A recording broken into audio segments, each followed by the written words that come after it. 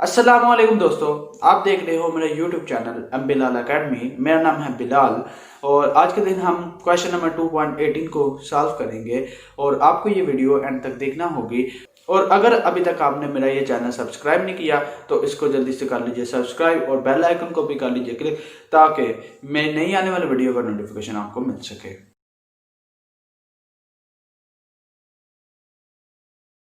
तो question number 2.18 में वो कहता है कि एक यूनिफॉर्म स्फीयर है जिसका सेंटर है O और जो स्फीयर का वेट है वो है 10 न्यूटन, जो कि डाउनवर्ड एक्ट कर रहा है। तो जो स्फीयर है is held by a string, उसको एक स्ट्रिंग से बांधा गया है attach to the friction wall, जो कि एक फ्रिक्शन लेस वॉल यानी कि जिसमें कोई फ्रिक्शन नहीं है उस वॉल से अटैच किया गया है। यानी कि एक रस्सी से बांध दिया गया है स्फीयर को और उस रस्सी को एक फ्रिक्शन लेस वॉल से कनेक्ट कर दिया गया है।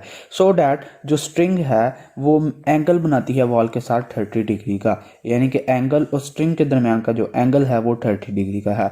तो आपने क्या करना है, find the tension in the string. जो टेंशन क्रिएट हो रही है स्ट्रिंग में, यानी कि ये जो स्फीयर है उसका वजन डाउनवर्ड एक्ट कर रहा है, उसकी वजह से उस पर एक अपवर्ड फोर्स भी लगेगी जो स्फीयर को इस पोजीशन में रहने के लिए मदद करेगी। तो हमने वो वाली फोर्स फाइंड आउट करनी है जो कि टेंशन फोर्स होगी, जो कि अपवर्ड डायरेक्शन में लगेगी। और दूसरे नंबर पे हमने force exerted by on the sphere by the wall, जो वॉल की जानब से दीवार की तरफ से जो फोर्स लग रही है स्फीयर पे वो भी फाइंड आउट करनी है।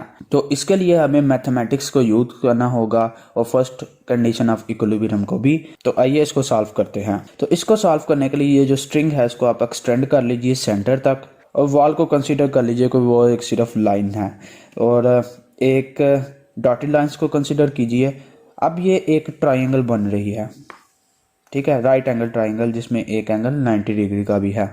तो एक एंगल है 90 डिग्री का और एक एंगल हमें नहीं पता और एक एंगल है 30 डिग्री का। तो यही जो एंगल है ये हमने फाइंड आउट करना है। इसको सॉल्व करने के लिए जैसा कि आपको पता है कि एक राइट एंगल ट्रायंगल में सब एंगलों का जो सम होता है वो 180 डिग्री के बराबर होता है। अब हमारे पास एंगल हैं, एक है 30 डिग्री, एक है 90 डिग्री और एक है एक्स, जो कि हमने फाइंड आउट करना है। इन तीनों का जो सम है वो बराबर होता है 180 डिग्री के। तो एक्स की वैल्यू फाइंड आउट करनी है। तो 30 प्लस जो 90 है वो 120 हो जाएगा। अगर मैं 120 को इस साइड पे ले जाऊँ लेफ्ट राइट हैंड साइड पे, तो 180 से मैं 120 को माइनस करता हूँ तो x की वैल्यू मुझे मिल जाती है जो कि 60 डिग्री है। और इस x को मैं यहाँ पे भी लिख सकता हूँ। तो हमें ये एक एंगल चाहिए था जो कि हमने फाइंड आउट कर लिया है और इसको हमने क्यों फाइंड किया है इसकी भी आपको वजह मालूम हो जाएगी अभी थोड़ी देर तक। तो टेंशन एक स्ट्रिंग में क्रिएट हो रही थी जिसको मैं टी से रिप्रेजेंट कर रहा हूँ। अब अगर हमने tension in the string find out करना है तो हमें इस टेंशन को इसके कंपोनेंट में रिजॉल्व करना पड़ेगा, इसके हॉरिजॉन्टल कंपोनेंट में भी और वर्टिकल कंपोनेंट में भी। तो इसको अगर हॉरिजॉन्टल और वर्टिकल कंपोनेंट में रिजॉल्व करना है तो आप एक्स वाई एक्सिस को कंसिडर कर लीजिए। एक्स एक्सिस आपका ये है और वाई एक्सिस आपका ये है। अब जो साया इस वेक्टर टी का इस हॉरिजॉन्टल एक्सिस पे पड़ेगा एक्स एक्सिस पे, वो होगा टी एक्स कंपोनेंट। तो टी एक्स कंपोनेंट कुछ इस तरह से होगा। अब जैसा कि आपको पता है कि कॉस थीटा बराबर होता है बेस ओवर हाइपोटेन्यूज के। बेस है इस केस में टी एक्स और जो हाइपोटेन्यूज है वो होगा टी। तो कॉस थीटा बराबर हो जाएगा टी एक्स बाई टी के। तो टी एक्स की वैल्यू हम निकाल सकते हैं जो कि है टी कॉस थीटा, और यहाँ पे इस जगह पे टी एक्स की जगह टी कॉस थीटा भी लिख सकते हैं।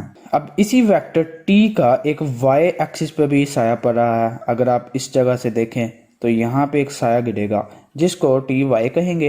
और जैसा कि आपको बताया कि साइन थीटा बराबर होता है परपेंडिकुलर ओवर हाइपोटेन्यूज के, और परपेंडिकुलर है इस केस में टी वाई और हाइपोटेन्यूज है टी। तो टी वाई बराबर हो जाएगा टी साइन थीटा के। तो हम यहाँ पे इस मुकाम पे टी साइन थीटा भी लिख सकते हैं। तो अब हम आसानी से टेंशन इन द स्ट्रिंग और फोर्स को कैलकुलेट कर सकते हैं। जैसा कि आपको पता है कि फर्स्ट कंडीशन ऑफ इक्विलिब्रियम के मुताबिक जो सिग्मा एफ वाई है वो 0 के बराबर होता है। इसका मतलब ये है कि वर्टिकल डायरेक्शन में जितनी भी फोर्सेस लग रही हैं उनका सम जो होता है वो 0 होता है। तो एफ डायरेक्शन में दो फोर्सेस लग रही हैं, एक है टी साइन थीटा और एक है डब्ल्यू जो कि डाउनवर्ड एक्ट कर रहा है। और कोई भी ऐसी फोर्स नहीं है जो कि वाई डायरेक्शन में लग रही हो। एक टी लग रही है वाई डायरेक्शन में, लेकिन जो टी है उसको हमने दो कंपोनेंट में रिजॉल्व कर लिया है, टी साइन थीटा और टी कॉस थीटा। तो आप ऐसे ही समझ लीजिए कि यहाँ पे टी और टी का जो वेक्टर है वो है ही नहीं, इस जगह पे मौजूद ही नहीं है, क्योंकि उसके कंपोनेंट में रिजॉल्व कर लिया है तो सिर्फ ये दो कंपोनेंट्स से ही अब हमें डील करना होगा।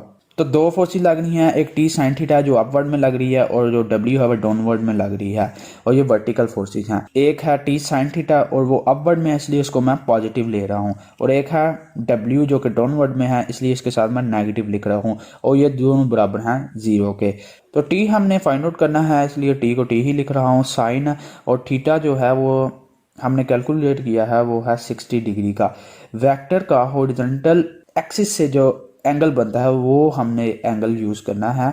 30 डिग्री वाले एंगल को हमने यूज़ नहीं करना, हमने 60 डिग्री वाले को यूज़ करना है, क्योंकि ये एंगल बन रहा है हॉरिजॉन्टल एक्सिस से। तो टी साइन थीटा यानी कि टी साइन 60 माइनस और डब्ल्यू जो है वो 10 न्यूटन के बराबर है, वो उसकी वैल्यू लिख दी है, और इज इक्वल टू 0। अब साइन 60 डिग्री बराबर है 0.866 के, और 10 को अगर मैं इस साइड पे ले आऊँ तो वो +10 बन जाएगा। अब टी की वैल्यू चाहिए तो दोनों साइडों पे 0.866 से डिवाइड कर दूंगा। अब टी की वैल्यू चाहिए 0.866 यहाँ पे मल्टीप्लाई हो रहा है और इस तरफ आके राइट हैंड साइड पे आके वो डिवाइड होगा। तो 10 को अगर 0.866 से डिवाइड करूंगा तो टेंशन की वैल्यू आ जाएगी 11.54 न्यूटन। अब हमने टेंशन इन द स्ट्रिंग को फाइंड आउट कर लिया है, तो अब बारी है force exerted on the sphere by the wall की, यानी कि वॉल जो दीवार है वो कितनी फोर्स लगा रही है स्फीयर पे। तो ये वाली एफ हमने कैलकुलेट करनी है। तो जैसा कि आपको पता है कि ये हॉरिजॉन्टल डायरेक्शन में लग रही है ये फोर्स, तो हमें फर्स्ट कंडीशन ऑफ इक्विलिब्रियम को इस्तेमाल करेंगे, सिग्मा एफ एक्स को 0 के बराबर कर देंगे, यानी कि हॉरिजॉन्टल डायरेक्शन में जितनी भी फोर्सेस लग रही हैं उनको 0 कर देंगे।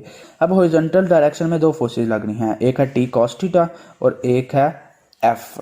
तो जैसा कि आपको पता है कि सिग्मा एफ एक्स 0 के बराबर होता है, तो मैं एफ को पॉजिटिव ले रहा हूँ क्योंकि वो राइट में लग रही है फोर्स। जो राइट में फोर्सेस लग रही होती हैं उनको पॉजिटिव लेते हैं, जो लेफ्ट में लग रही होती हैं उनको नेगेटिव लेते हैं। तो टी कॉस थीटा लेफ्ट में लग रही है इसलिए इसको नेगेटिव में ले रहा हूँ और ये इसको 0 कर देता हूँ। अब मुझे बताइए कि एक्स डायरेक्शन में सिर्फ दो फोर्सेस लग रही हैं, एक है टी कॉस थीटा और एक है एफ। इसके अलावा कोई भी फोर्स एक्स में नहीं लग रही, इसलिए यहाँ पे मैंने F minus T cos theta ही लिखा हुआ है। अगर कोई और फोर्स भी एक्स डायरेक्शन में लग रही होती तो उसको भी साथ में मैं लिखता। तो F minus T cos theta ये 0 के बराबर आ जाता है। जो एफ है वो हमने फाइंड आउट करना है, और जो टी की वैल्यू अभी हमने कैलकुलेट की है वो थी 11.54 न्यूटन, वो मैंने पुट कर दिया है। और कॉस और थीटा जो है वो 60 डिग्री का है और 60 डिग्री मैंने लिख दिया है, और ये बराबर है 0 के। एफ माइनस 11.54 इंटू कॉस 60 की जो वैल्यू होती है वो होती है 0.5। अब 11.54 को मल्टीप्लाई कर दिया 0.5 से तो 5.77 जवाब आता है। तो इससे हम कैलकुलेट कर सकते हैं कि एफ की जो वैल्यू है वो 5.77 न्यूटन आएगी। तो जो वॉल स्फीयर पे फोर्स लगेगी वो होगी 5.77 न्यूटन, और जो टेंशन इन द स्ट्रिंग होगी वो होगी 11.54 न्यूटन। उम्मीद करता हूं कि मेरे आज के इस लेक्चर से आपको क्वेश्चन नंबर 2.18 को सॉल्व करना आ गया होगा। तो अगर आपको मेरी ये वीडियो आई है पसंद तो प्लीज़ इसको कर लीजिए लाइक, और मेरे चैनल को कर लीजिए सब्सक्राइब, और बेल आइकन को कर लीजिए क्लिक, ताकि मेरी नई आने वाली वीडियो का नोटिफिकेशन आपको मिल सके। अल्लाह हाफिज़।